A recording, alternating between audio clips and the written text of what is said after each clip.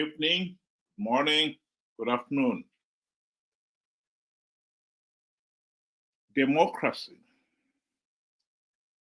as a government of the people, by the people, for the people only works if the people are educated, well informed, knowledgeable, objective, and are diligent in holding their leaders to account. The ancient Greeks, all those 2,500 years ago, they appreciated that point. So they put a lot of emphasis on making sure that the citizens are educated. And they also put a lot of emphasis on making sure that the citizens understood that their most important duty as a citizen in a democracy is to hold those in positions of power and authority to account. They are supposed to be, the leaders are supposed to be serving the people.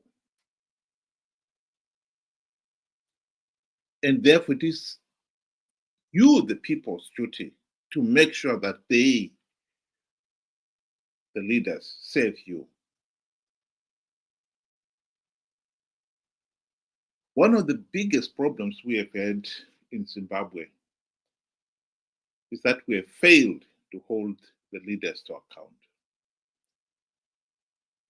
Worse still, the leaders themselves believe that they are special. They should not be held to account by the voters. And this is why each time you try to ask a leader to account for something, they totally ignore you.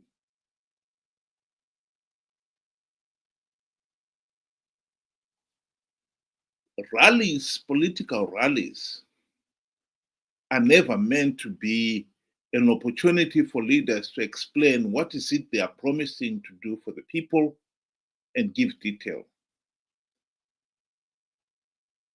The promise change, but that's about it.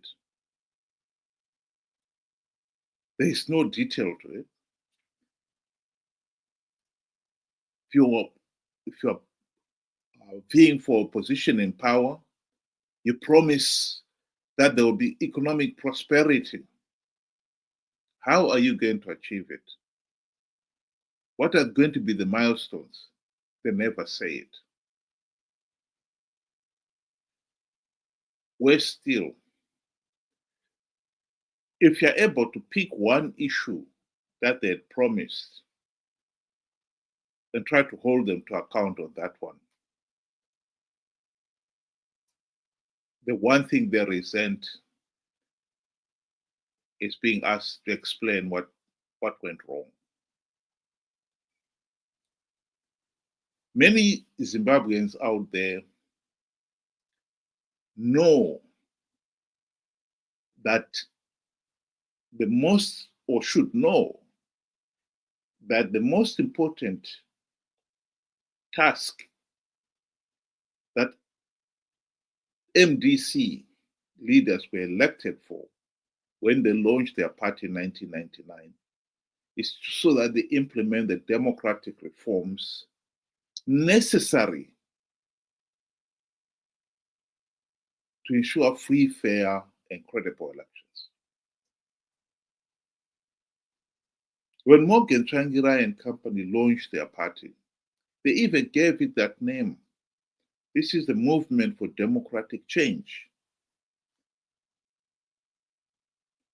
And yet, 25 years down the line, as we saw in 2023, ZANU-PF still continues to blatantly rig elections. Why? Because MDC failed to implement even one token reform.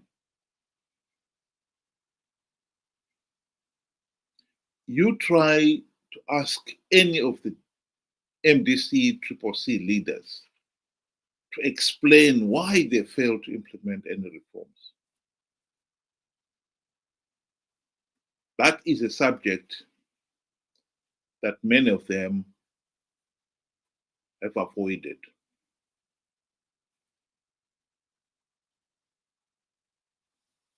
The one leader who has tried to explain himself on that issue was David Coulthard. He was writing his book, The Struggle Continues. And I think as he was writing the book, he must have struggled with that very point. How are we going to explain why we didn't implement any reforms? Why we kept participating in flawed elections? And in the book, he admitted at least that they knew the election process was flawed and illegal, and that the only logical thing to do was to withdraw. He also went on to explain why they didn't withdraw. Greed. But ever since writing that and admitting it in the book, as far as I know, he has never, ever publicly admitted those points. He must have agonized over admitting it in the book.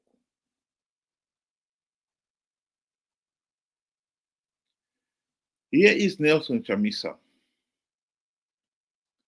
in a way trying to give a rational reason why he should not be held to account. In an posting on social media today, he posted this picture with three faces, his three faces progressing in age. One was the Old Testament, the other one, the Now Testament, and the third one was the New Testament.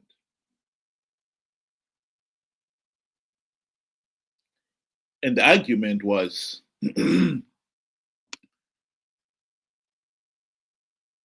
don't judge me on the basis of the Old or the Now Testament. You don't know what is to come. Wait for the New Testament.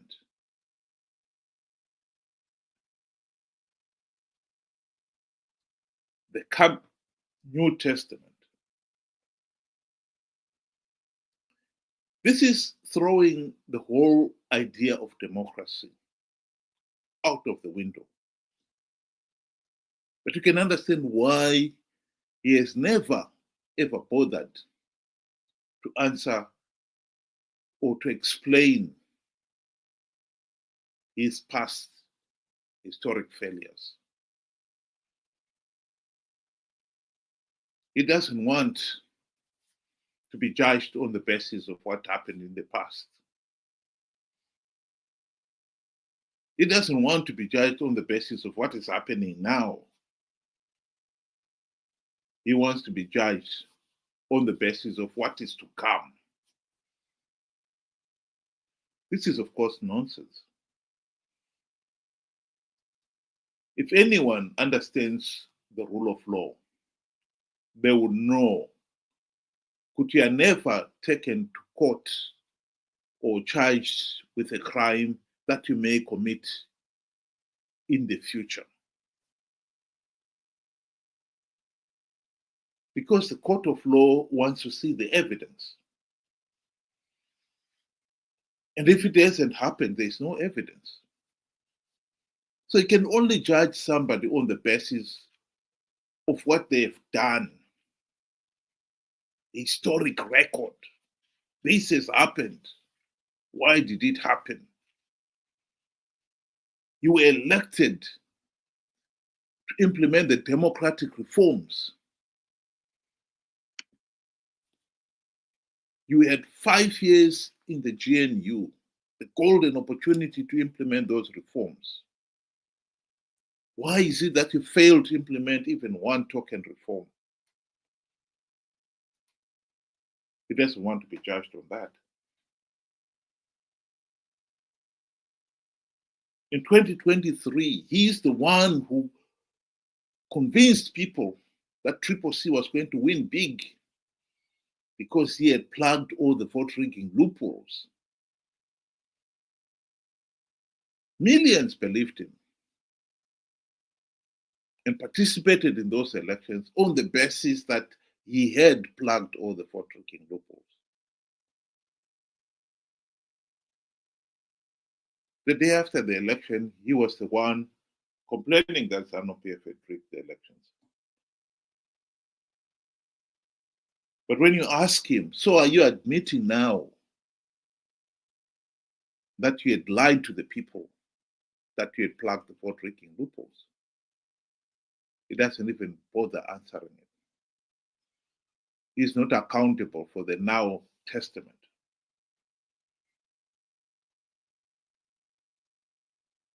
He wants us to judge him on the basis of what is to come, the New Testament, the coming New Testament.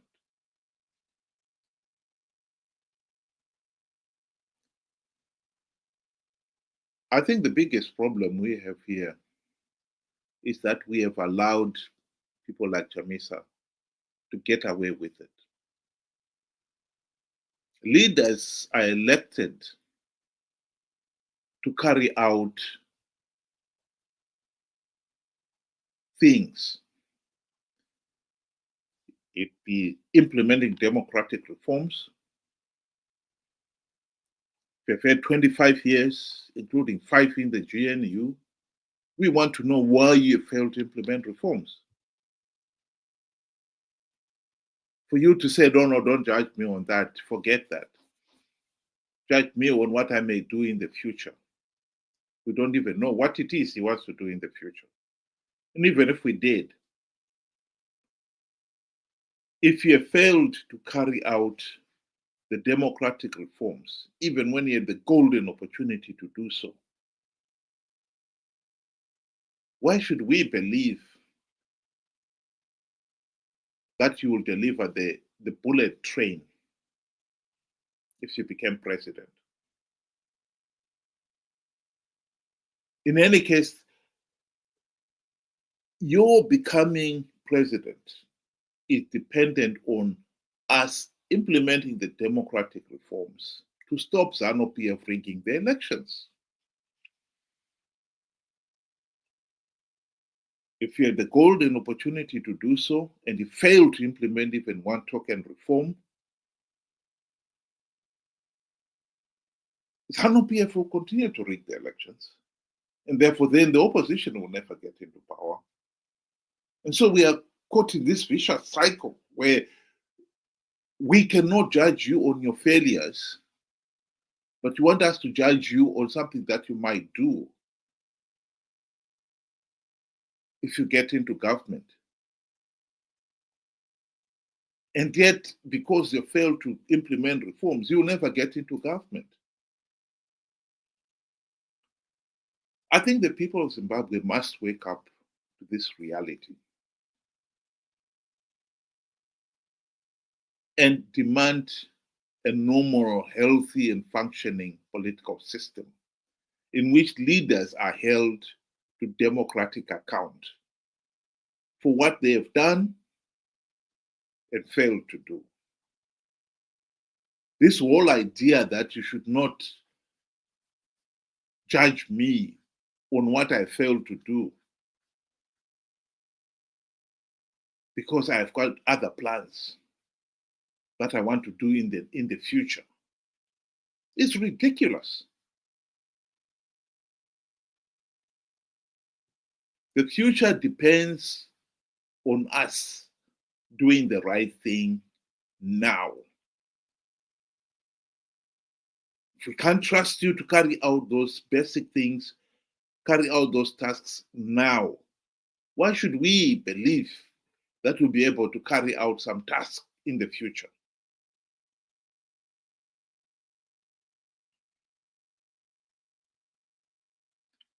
Chamisa has proven to be corrupt, incompetent, and a liar. The people of Zimbabwe have been slow to read that subtext, and we have paid dearly for it. I repeat, Chamisa has conned the people of Zimbabwe again and again that he will do A, B, C, D, never delivered it. And each time you try to ask him to account for it, he has refused to do so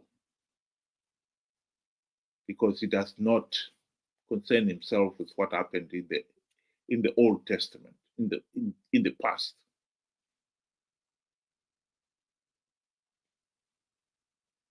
I think as a people, we've let ourselves down by letting people like him get away with such idiotic arguments.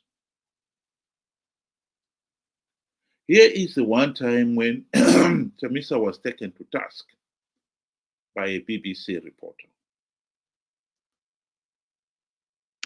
Ende patakasangana na Trump akatibvunza navakomana mari yamuri kuda kuti nyika ifambe imari. Serious questions were raised about your behaviour in Washington, D.C. You did see some senior people on Capitol Hill, some Congress people, but you also claimed that you'd seen Donald Trump. You claimed you had a conversation with him in which you said he asked you how much you needed to move the country forward. You told him $15 billion, and he said to you that he would provide the money if you won the election. That was not true, was it? Sangana na Trump akatibvunza navakomana mari yamuri kuda kuti nyika ifambe imari. It was not true that you'd seen Donald Trump and that Donald Trump indicated to you that he would provide, if you won the election, $15 billion. All those statements were said by other people, not what I said. Kasangana na Trump akatibvunza navakomana mari yamuri kuda kuti nyika ifambe imari. Well, no, because there is a video which shows you at a rally in January back home in Zimbabwe saying that Donald Trump had pretty much promised you $15 billion. To be clear, because some people in Zimbabwe are still confused, you're now telling me you did not meet Donald Trump. We did not.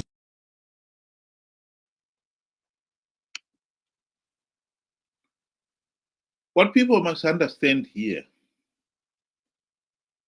is that the nation pays for these failures.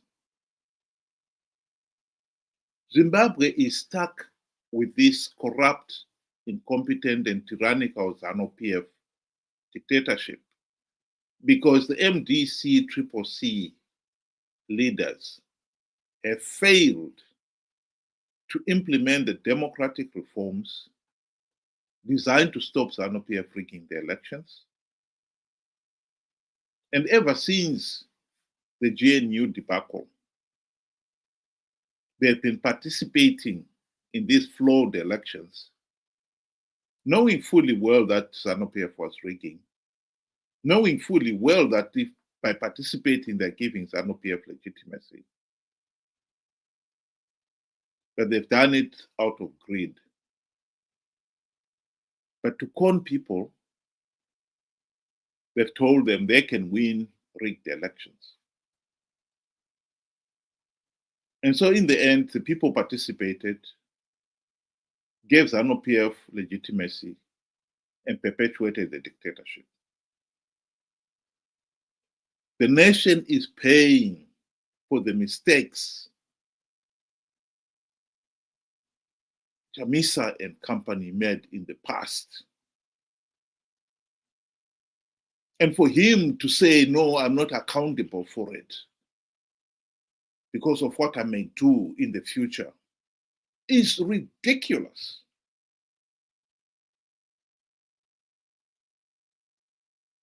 This is ridiculous.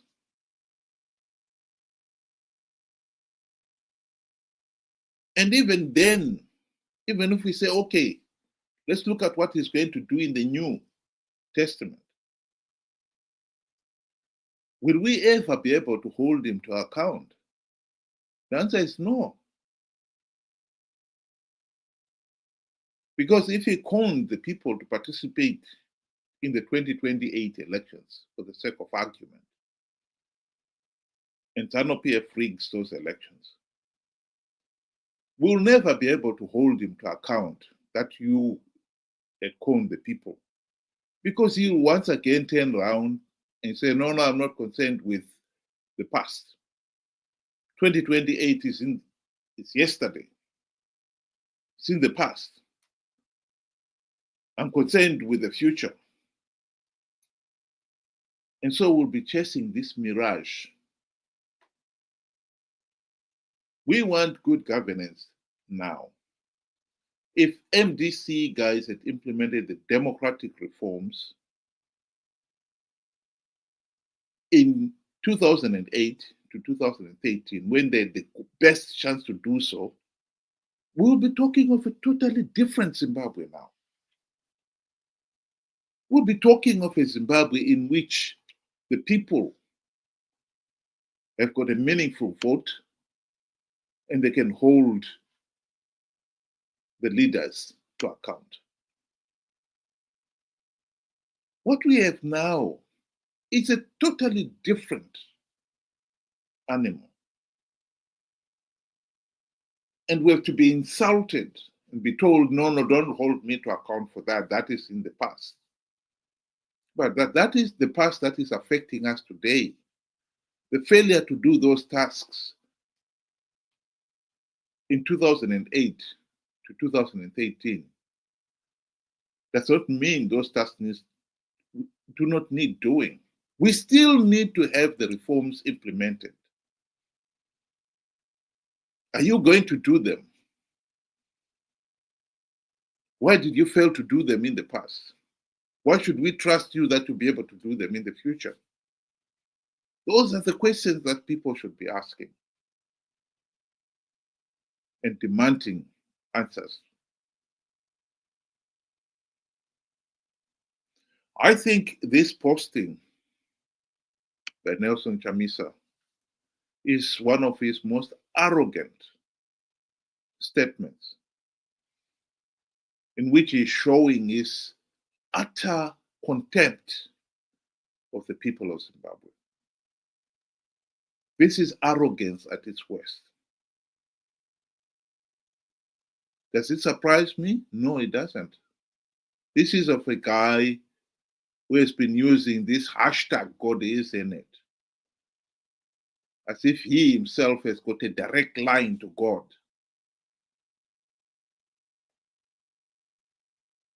That is one of the problems we have had, not only in Zimbabwe, but in many other African countries. I was listening to a documentary about Colonel Gaddafi the other day, and they were saying at his peak, Gaddafi would pause in the middle of his speech and look up to heaven as if he needed a moment or two to consult with God, Allah, so that he could tell him what to say. We need mortals whom we can hold to democratic account. We need leaders who have got the humility to accept that they are mere mortals who make mistakes. If God was in all that Chamisa has been doing, then why was ZANU-PF able to rig elections? Chamisa promised that he will win 2023 elections. Hashtag God is in it. He didn't. Was still God in it? Or he was just telling us a blatant lie?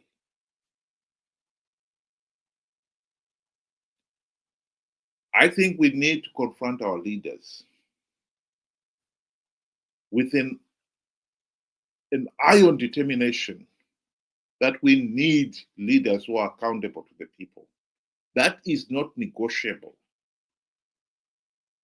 Chamisa and company must account for their past. This idea that it is in the past is nonsense.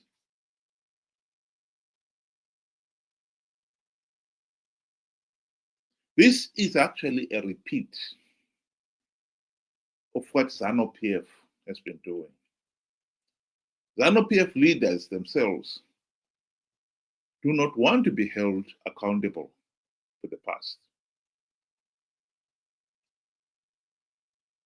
But I would like to leave ZANU-PF and deal with it in the next video. And those who are able, who are available, can join me and join me in 30 minutes time.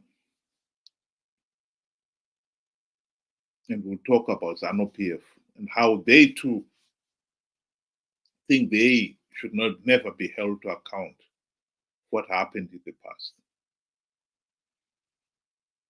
But to come back and to conclude on the MDC-CCC, they are accountable for what they've done and failed to do ever since the people of Zimbabwe voted for them in 1999. This whole idea that is in the past, we should forget it, is nonsense. You can only hold a leader or anybody to account for what they've done or failed to do. You cannot hold somebody to account for something that they may or may not do in the future. So if we're talking of democratic accountability, then they've got to account for what they've done. And the idea that they can escape it by saying, no, hold me to account for what I'm planning to do in the distant future is nonsense. And we must put our foot down and say, no, we don't want to be conned into believing that we can hold you to account for what you may do in the future. We want to hold you to account for what you did now, because that is an indication of whether or not we can trust you to do things tomorrow. If you fail to do easy tasks with the opportunity of the GNU to implement the democratic reforms, what makes you think we will believe that you'll be able to do it without the GNU in the future? Because we need the reforms implemented if we are ever going to stop ZANU-PF rigging the elections, if we are ever going to escape this case of rigged elections and bad governance. Food for thought. Thank you very much. Have a good evening.